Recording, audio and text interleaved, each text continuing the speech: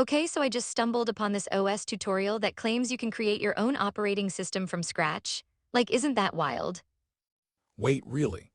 I mean, I know it sounds ambitious, but how realistic is it to think someone can just dive in and do that? Right? The tutorial even mentions that it's designed for people who are curious, but might not want to read the entire Linux kernel.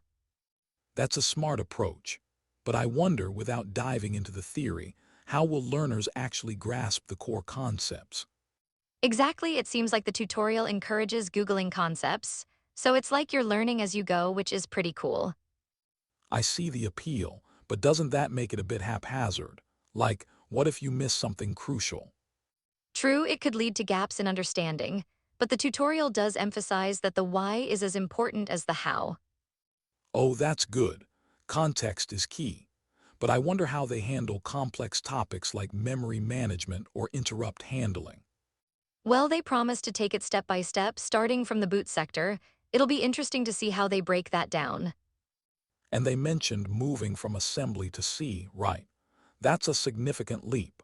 I'd be curious to see how they guide you through that. Yeah, it sounds like a progress ladder. Each folder builds on the last, so you can't just skip around.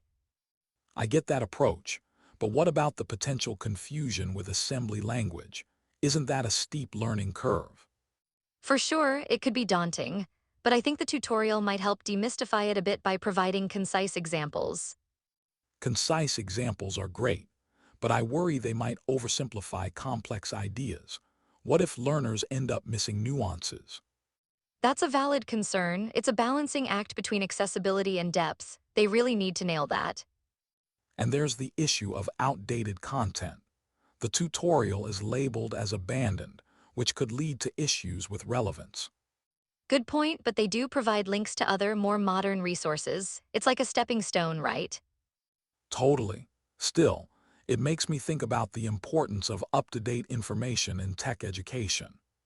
Absolutely, and I love that they encourage experimentation. Trying to break things is a great way to learn. For sure, it's like a hands-on approach. You can't really grasp operating systems without some trial and error. Exactly, plus, they mention writing your own code after reading the README. It's a real brain workout. That's bold, but what if someone doesn't fully understand what they're supposed to do?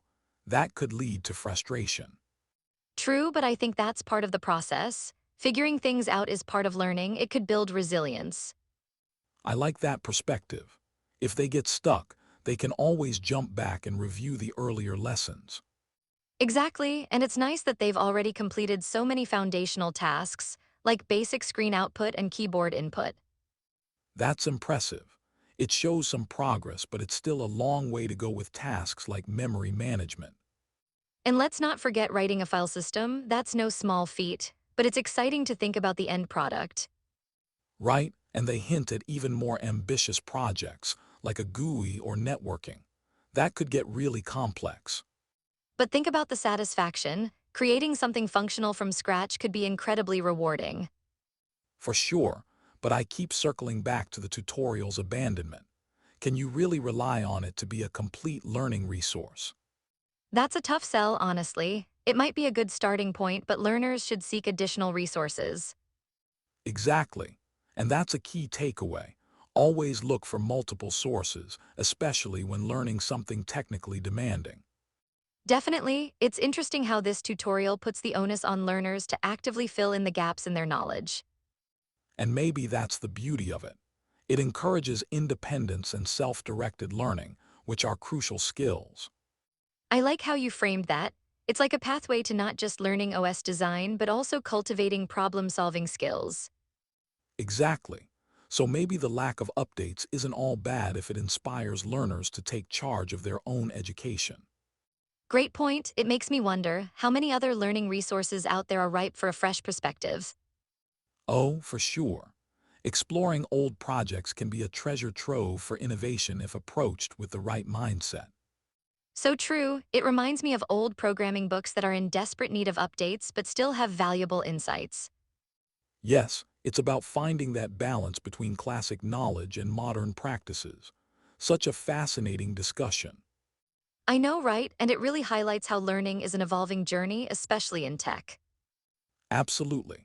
And I love how this conversation encourages us to rethink how we approach learning and creating. Totally, so here's a thought. What if we each tried to build a tiny OS based on the principles in this tutorial? Now that would be an adventure. I think it would challenge our understanding in the best way possible. Agreed, and who knows? Maybe we'll uncover new ideas and methods along the way that could inspire others.